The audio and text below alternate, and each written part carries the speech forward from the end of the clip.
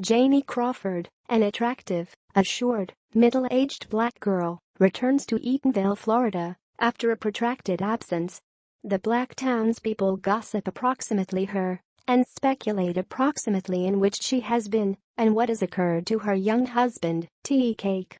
They take her self-assurance as aloofness, but Janie's friend Phoebe Watson sticks up for her. Phoebe visits her to find out what has befell. Their conversation frames the tale that Janie relates. Janie explains that her grandmother raised her after her mother ran off. Nanny loves her granddaughter and is dedicated to her, however her life as a slave and enjoyed together with her very own daughter, Janie's mom, has warped her worldview. Her number one preference is to marry Janie as quickly as viable to a husband who can provide security and social popularity for her.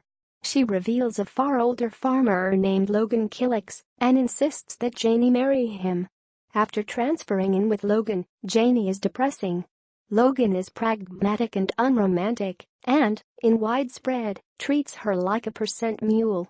In the future, Joe Starks, a smooth-tongued and ambitious guy, ambles down the road in the front of the farm. He and Janie flirt in mystery for a couple weeks before she runs off and marries him. Janie and Jody, as she calls him, journey to all-black Eatonville, in which Jody hopes to have a large voice. A consummate baby kisser, Jody soon succeeds in turning into the mayor, postmaster, storekeeper, and the most important landlord in town. But Janie seeks something more than a person with a huge voice. She soon will become disillusioned with the monotonous, stifling life that she stalks with Jody. She desires that she might be part of the rich social lifestyles on the town, but Jody doesn't allow her to interact with common people. Jody sees Janie because the fitting decoration to his wealth and energy, and he attempts to shape her into his vision of what a mayor's spouse ought to be. At the floor, Janie silently submits to Jody. In her, however, she stays passionate and full of goals. After almost decades of marriage, Janie ultimately asserts herself. When Jody insults her look, Janie rips him to shreds in front of the townspeople, telling all of them how unsightly and impotent he is. In retaliation, he savagely beats her. Their marriage breaks down, and Jody turns into pretty unwell. After months without interacting, Janie visits him on his deathbed. Refusing to be silenced, she once more chastises him for the manner that he dealt with her. As she berates him, he dies. After Jody's funeral, Janie feels unfastened for the first time in years.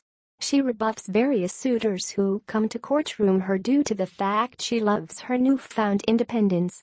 But when Tea Cake, a man 12 years her junior, enters her lifestyles, Janie right now senses a spark of mutual enchantment. She starts off a evolved relationship Tea Cake despite vital gossip inside the metropolis.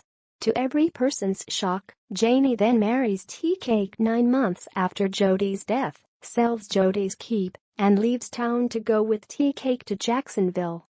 Throughout the primary week of their marriage, Tea Cake and Janie stumble upon problems. He steals her cash and leaves her alone one night time, making her think that he married her best for her money.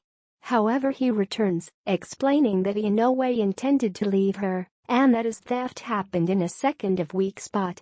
In a while, they promise to proportion all their reviews and opinions with every different. They pass to the Everglades, in which they work during the harvest season and socialize throughout the summer season low season. Tea Cake's quick wit and friendliness make their shack the center of amusement and social existence. A terrible storm bursts into the Everglades years after Janie and Tea Cake's marriage. As they desperately flee the rising waters, a rabid dog bites Tea Cake. On the time, Tea Cake doesn't recognize the canine's situation. 3 weeks later, but he falls sick. In the course of a rabies brought about bout of madness, Tea Cake becomes convinced that Janie is dishonest on him. He starts firing a pistol at her, and Janie is pressured to kill him to keep her life. She is at once placed on trial for homicide, but the all-white, all-male jury unearths her no longer guilty. She returns to Eatonville wherein her former acquaintances are prepared to spin malicious gossip approximately her instances, assuming that Tea Cake has left her and taken her money. Janie wraps up her recounting to Phoebe, who's greatly impressed by way of Janie's stories.